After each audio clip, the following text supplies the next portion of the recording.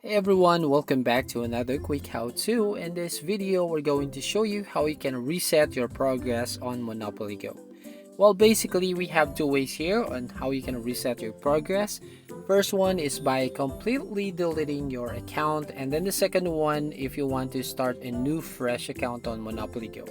Now, to delete your account, basically, you just have to tap on the three lines right there at the top right-hand corner of your screen and then tap on the settings at the bottom.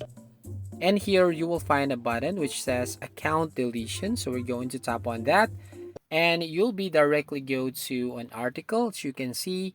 So you just have to read all of the information.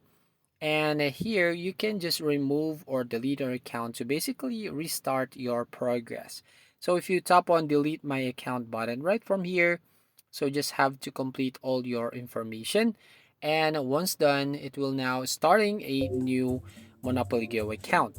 Now the other way here is by just starting a new fresh account on Monopoly Go.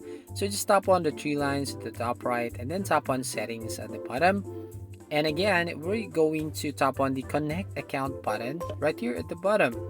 And the first one here, you just need to disconnect all of your connected accounts like your Facebook and Google Play.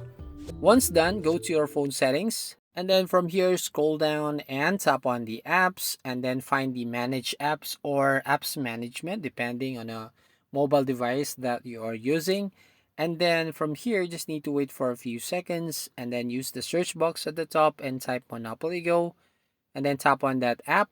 And basically, the first thing, you just need to tap on the first stop to close this application running. And then we're going to tap on clear data at the bottom right. And then you just have to clear cache and clear all data.